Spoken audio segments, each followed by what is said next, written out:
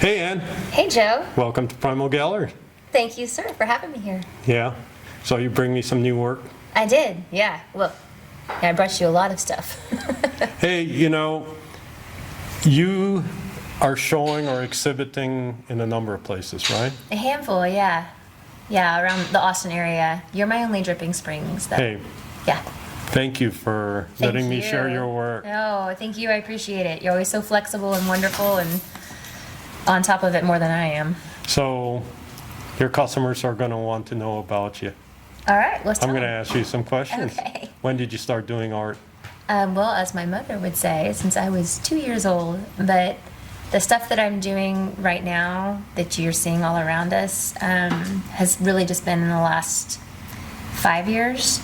So you switched, I can't say the medium of your art, you switched something, right? Yeah, so I've always been a creative, right? I mean, as most artists are, you just are always creating and doing something. So I got into fire dancing, and then when I started doing that, I had to design costumes to do the shows. So I was doing costumes and headdresses and jewelry, and then that morphed into costume design and jewelry that went along with body painting. So how long ago was that? That was in 2010. About 15 years ago, wow. That I started all that. Maybe before that, actually. Well, the fire dancing. That was 25 years ago. How old am I? 20 years ago. And, I fire danced for a little while, and then I was doing a lot of body painting. It sort of overlapped, and then I got really into the body painting, and I was doing, eye candy for galas and doing, one-on-ones and just all kinds of different events. So I did that for about 10 years, and then I got burnt out on body painting, and I started doing art on canvas again, and I hadn't done that in so long. So I started playing around with fluid art. What is that? Fluid art. Oh, Yeah. it's kind of like what you see right behind you here. It's where you can just take the paints and you make them pretty liquidy, and then Okay. you can do pours with them. It's gained a lot of momentum and popularity. It's a lot Yeah. of fun. It's very accessible. Yeah. So it's sort of like the gateway into resin. If you're wanting to kind of play and learn how to use resin, which is what you're seeing here and here and here.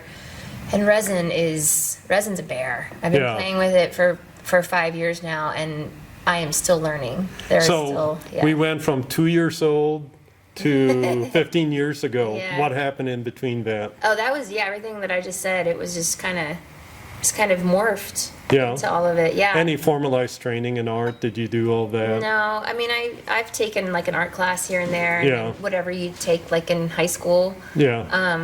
I did go to ACC and get an art associates, but we never took any art classes. It was just your like basics, and then I think I took like an art history class that I don't remember anything about. And I have, but I do have a lot. I'm a lot more involved in the community, and I learn a lot from my peers, and I have a lot of mentors now. So a lot of like people like you and other people that are curating in the galleries. Like I learn so much from them, and it's also helped to direct me if I do have questions on like, oh my gosh, like what is cradled wood panel, like things Right. I've heard about. YouTube's great too. Yeah. Yeah. So let's talk about this piece. This is getting a lot of attention here. Okay. And this is what I'd call more of your mainstream right now? Actually, it was. I've changed it up again on you, Joe, and you have one piece back there that's of kind of the newer stuff that I'm doing, but we'll do another interview when I get more of this. Are you talking about the wood burning? Yeah. Okay. Yeah. I love those, by the way. Yeah, they're a lot of fun. So, but this is where I went. So I started messing with the resin. I started doing it on smaller pieces, and then I started incorporating like stones and fossilized shells that I was finding out on the greenbelt when I go hiking with my dogs. Yep. And I was making pretty large pieces, and they were pretty heavy. And I'm grateful to everyone that's invested in them. I'm kind of done making them. They're just hard, they're heavy and they're cumbersome. So you had one piece here that I wanted. Yeah. But you sold it. Oh yeah, the really big one. It was the quad Yeah. tip, right? Yeah. That So- one was awesome, and it had the stones in it like this one. So you're hiking, you're finding all this stuff. Yeah. You're pretty active. Yes. So I take my babies hiking every morning. So what's your you are probably one of the busiest people I've ever met. And that's hard to find. So what's a typical day for Anne? Oh my gosh, you did okay. I'm I don't assuming know. you have a number of jobs that you do, and then you do your art. Yeah. So I'm a hairstylist, and that's how Can you help me? That's how I make a living and get you a little buffing pad. Okay. Is my yoga, bike riding. You're a gym, yoga meditation. instructor? I am a yoga instructor, but I don't teach anywhere regularly. So I offer classes. Do offer a regular class on the last Sunday and Monday of every month, where I do the somatic sound experience, where it's a little bit of light, sort of yoga-like movement and breath work and meditation, and then a sound bath, which you've experienced Hey, yourself. you did that here once. Yes. I really enjoyed that, by the way. Yeah, it's a lot of fun. And then I actually have my event coming up on May 3rd, where I'll be doing that, but just on a bigger scale. And I have sponsors and vendors, and really just trying to pull the community together. So excited you about start the that. hike early in the morning, then you do all this stuff. Yeah. When do you have time for art? Well, right. So 3 or 4 days out of the week, I do hair, and then all around everything that I've just said, and is art. So I may spend 10 minutes on art, one day, and I may spend 10 hours the next day. It just depends. The other night I came home from having dinner with my family. It was 8 o'clock at night, and I was just like, I'm not tired. And so I ended up working on an art piece till midnight. Yeah. So it just depends on how my schedule allows for it. But my schedule does seem to fill fast with appointments in life, and just kind of take self-care. Self-care is a big part of my life, and I do have very strong boundaries when it comes to how I allocate my time. Well, you have a following, by the way. And toward the end of the video, we're going to put all your social media underneath. Thank you. But the people that come in here and love your work, they want to know about the artist, right? So I tell them, I've told them, hey, she goes hiking, she, mixes this stuff in mixed media and stuff. Mm-hmm. But let's talk about the newest art. So what I have here is your resin art. Mm-hmm. Now you've gone toward wood burning. Yeah, so How did that transpire? I'm not sure. So I would call myself a interdisciplinary artist. So the work that I create is not only inspired by the elements of nature, but it's also inspired through my meditation and yoga practice. And through the vibration, the sound healing work that I do, and I do that on my art as well. And so all of that comes together and inspires me to create what I create. So a lot of artists will journal about stuff and they sketch things out, and that's beautiful. And I kind of wish that I had that habit, but I just don't. I just do it. And sometimes it works and sometimes it doesn't. So some of my pieces are what I call a practice piece. And we have one of those right there. But it turned out. This one over my left it was shoulder. a practice piece. I was testing to see if I could make these golden waves. And it worked, and then I incorporated that look into another piece. But yes, now I've been sourcing wood from mills around town. So there's one Texas Urban Sawmill that's just up the road, and then there's another one off of Hamilton Pool Road, Southwest Trading Post. And then from my place in Durango, I source wood. So I get these slabs of wood, and I clean them all up, and I sand them, and I cut them, and then I turn them into a wall art panel. And once I'm done creating that, it can take a month just to do that, just to make the panel. Wow. Yeah, there's a panel that I created that I'm working on right now. It's got a big octopus on it, and I made that panel back in January. It'll probably take me until the end of summer before I finish. I've seen this that on piece. Instagram. Nobody's the progression. Seen it. Nobody's the seen octopus? that one. No, I haven't posted anything on Instagram. Oh, about okay. it. No, but I have done other octopus. Oh, okay. But this particular one, the only people that have seen the sneak peeks are people that are on a private photo share, and you can be on it. I think you're on it, actually. I know you're on it, so you may have seen it, but it's not Okay. on my social media yet. So I share it, I have sort of my VIP group that gets to see a lot more behind the scenes. Yeah. And anybody's welcome to be on it. They just have to, let me know they want to be invited, and it's on my iPhone photo share. Right. And then I have, my Instagram, where I do share quite a bit of behind the scenes, but it's more kind of like what's happening, oh, I went to this event and I got to see the beautiful artists. I love being a part of the art community. It's a big deal. But back to the pyrography. So then I started wood burning and then incorporating metal leafing and paints and alcohol inks and what was the other word I was going to say? Just sparkles. and colored pencils, Yeah. to create these pieces that are so multidimensional, and they're so magical. And so now I've been able to do what I do with resin and incorporate that into these pieces with the wood burning, and they're just neat pieces. So, that piece of yours you're starting to include images underneath, and this couple came in, Oh yeah.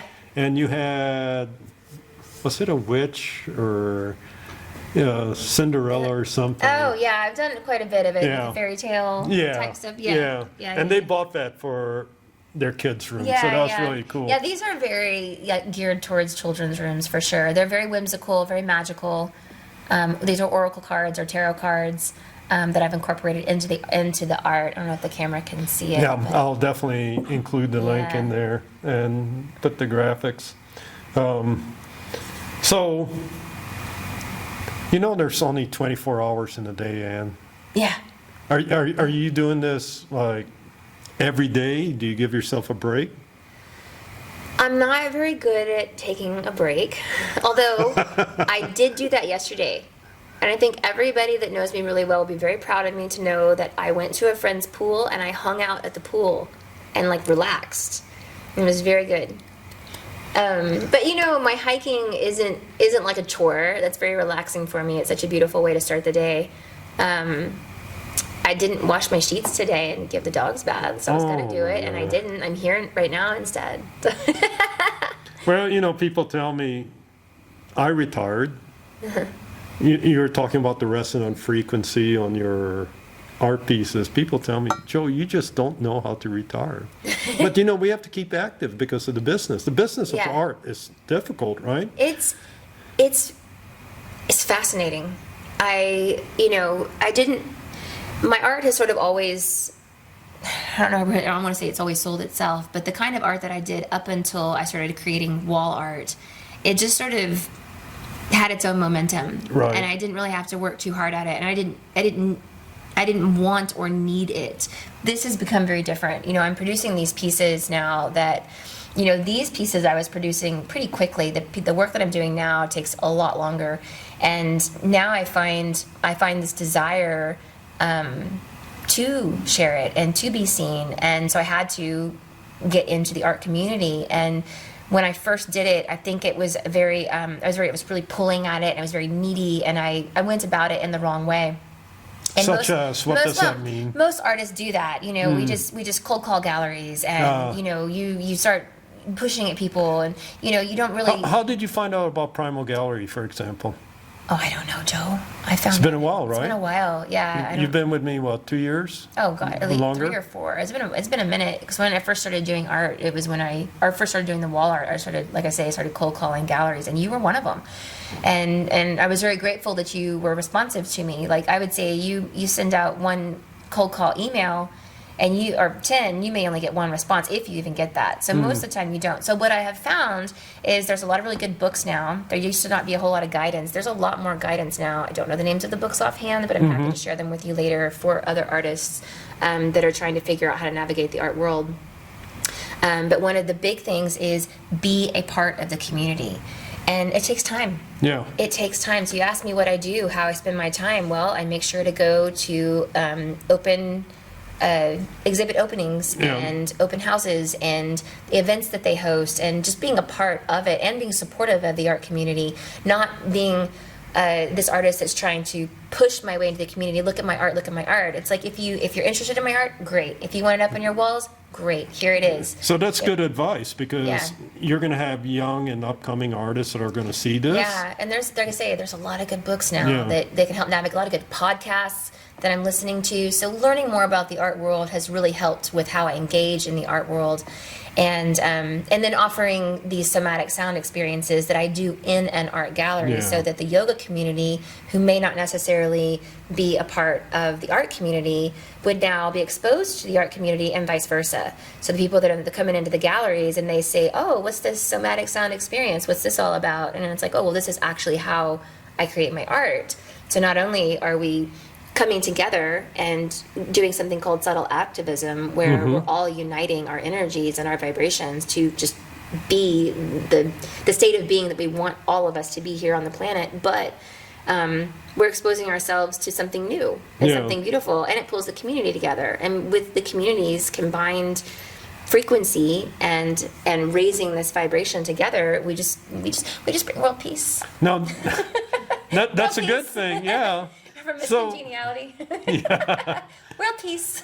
So, do you find that the business is the same throughout? Would you say you're outside of Austin quite a bit, or do you find the business varies from location within the hill country? The art. Type of art, the way you approach the business is, I'm you not sure I find it understand the different? question. So, for example, here in Dripping Springs, I've been asked to give business classes, and one of the things I did is most of the new and upcoming artists are taught in schools to price by the square inch. Oh, interesting. That recipe just does not work in Dripping There is no Springs. recipe Right. for pricing your art. Yeah, There is absolutely no recipe. So It how is- do you price It's your your art? community. It's where you put it. yeah. It's all about where you put it. And it's how you value. It's how you value you and your time. I was told by one of my, I would say, a curator / one of my mentors. She's one of the first curators that I started working with. Her name is Lenny, and she's with Art for the People. And she, Shout out to Lenny. Did she I say gave- right? Yes. She gave me some really wonderful advice because I asked her, how do I price my art? And she said, and this is not verbatim because this was like 4 years ago, but essentially it was like, price the art how you see fit. And with her, I would ask her opinion. How do you feel about this pricing? She's like, that looks great. And she would sometimes tell me to make my pricing higher or lower depending Yeah. on the art. But most of the time, I would price it for what I felt it was valued. And then she says, after 6 months, 3 to 6 months, if it hasn't sold, you lower it. After 6 more months, you lower it again. After another year, you lower it again, and so forth. And you don't have to do it by an extreme amount. But if it's a piece of artwork that's been sitting around for 2 or 3 years, you're ready for it to move. You're ready for it to have a home. You're not necessarily attached to it. And that's one of the biggest things as an artist. You don't want to be attached to any of your artwork. Everything's for sale. It's how you value it, though. I'm working on a table right now, and I can tell you that thing's going to be, for me, valued at like $20,000. And Yeah. if somebody wants to spend that, you can have it. Right. But for me, right now, that's what it's valued at. In a year, 2 years, I may not value that table at that much money. So the pricing on art is very, very fluid. It's always very, very fluid. But that doesn't mean that you walk into a gallery and you say, I see that piece of art there is $500. I'll give you $200. Right. It's not the same thing. Do you get emotionally attached to any of your art pieces when you price them? Absolutely. Like- Yeah. That is the most difficult thing for me Yeah. to share with a lot of my artists here. You are very different because you have flexibility, Mm-hmm. and I would say you are a demand artist. You know how to price it. A lot of my new ones don't. Yeah. It's hard. Yeah. It's hard. And And so- you can try doing it by how you value your time per hour and start tracking your hours. I mean, that's one way to do it. But look around and look at art that's which you feel similar to what you're doing, what you're producing, and look at what they're pricing it for. But that could also be a bit skewed too, because you can sometimes see something that's priced at like $3,000, and you're like, but that's just a white canvas with a red dot on it. I don't understand. It's $1 million. Yeah, and so it can be very confusing. And there's a book. It's called An Eye for Art, I think is what it's called. Again, I can give you this list later, and it's good. The first section of the book, you just are laughing so hard because she's literally a journalist and going into the art community and being like, I just don't get it. I don't get it. And she studies the art community. She's in it for 2 years, assisting a gallery owner, trying to understand why is art priced the way it is. Right. There's a whole book on it. And I can tell you, I can never tell what I'm going to sell here. Mm-hmm. I've sold some stuff that I thought, I'm never going to sell this. And then they sell. Yeah. I've got over 1,000 pieces here. You've got an amazing collection. It's so fun and it's so eclectic and it's great. You ready for lightning round? Okay. Tell something that you can share that'll surprise your customers, but maybe your family doesn't know. Oh gosh, I don't know. Is that a tough one? Yeah, because I'm not very secretive. Yeah, they know. My family knows everything. That's good. Yeah, and my friend. I'm not very secretive, so. So, hiking, yoga, any hobbies? My art is my everything. That's it, huh? Yeah, I mean, my art is my is my everything, and my art is my yoga and my meditation and my hiking. My art is how I move through life. You Yeah, know, that's yeah. that's you know, it's keeping yourself in just the.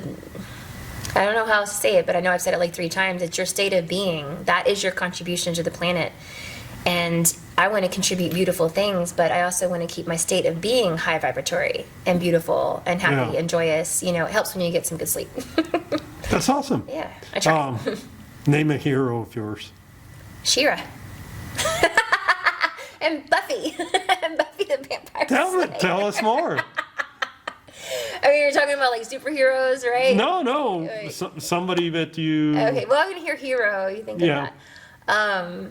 Yeah. I don't know. Yeah, I've Buffy the Vampire Slayer. Buffy the Vampire. I know. There you go. That's a surprise. That is, right? But it's not a surprise from my family. But if my mother could quit doing that behind the camera, The producers will the try and control producer, it, yeah. she's like, "I'm your hero."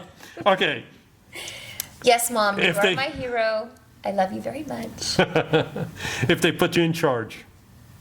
If who put me in charge? The world? Yep. 3 wishes.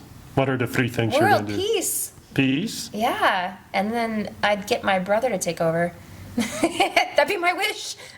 Take over what? Everything. That'd be my wish. My brother's very smart. Oh, okay. You want to do a shout out to? Yeah, I don't know. Yeah, Wait, but his I'm name? serious though. If those are some of my wishes, it'd be world peace, and yeah, and then my brother. And your brother Then my taking brother over. can take over. That's 2. Yeah, we'll use it too. Favorite food? Pizza. Really? Yeah. What? Wow. I love pizza. But I would have never imagined that, Anne. I mean, I have a smoothie every day Yeah. with all kinds of yummy stuff in it. I have a shake every day. But yeah, I love pizza. What are you going to do when you retire? I'll never retire. You're going to be like me. Yeah, no, I can't hold still long enough to retire. Awesome. It Keeps us healthy. Yeah, Keeps the mind going. Yeah, I mean, I love what I do. I love Yeah. everything I do. Yeah. I love doing hair. I love doing art. I love doing everything I do in my life. I'm passionate about. Favorite movie? I don't know. There's no favorite movie. Favorite book? No favorite book. I'm reading a lot more in the last year. I'm reading the Sarah J. Maas, the fantasy stuff that she writes about the Fae and princes and evil people and good people and Do you find that influences your art? no, Really? it's just fun. What influences your art? Meditation. Really? Yeah. My meditation for sure. Hey, so if customers want to find you, Yes. And Chrysalis, I'll Chrysalis put- Austin. Yeah, everything's under Chrysalis Austin. So my website chrysalisaustin.com, Instagram Chrysalis Austin, TikTok Chrysalis Austin, Facebook I think is Chrysalis Austin Art. Yep. But yeah, Chrysalis is kind of tricky to spell, so I'll leave that to you when you're awesome. adding in your stuff. So what we're going to do is probably get you in here for round 2 sometime in the future when That sounds you great. start doing the wood burning. Yeah, we get Stuff. some more of that collection Yeah. going on in Yeah. here. Because right now you've only got one of those new pieces, so. I Yeah. do. The rest of them are all up at a solo or duo exhibit on West 6th Street at Artworks Gallery. So if you're ever in Austin and you want to see the new stuff that I'm working on, it's all there. And then the pieces I'm working on in my studio. Good. And then May 17th and 18th is the big art tour For here. for this area. Yes, yes, Yeah. yes. So So I excited. definitely, if you have pieces completed by then, you need to bring them out. You got it. All right. Good seeing you. Thank you, Joe.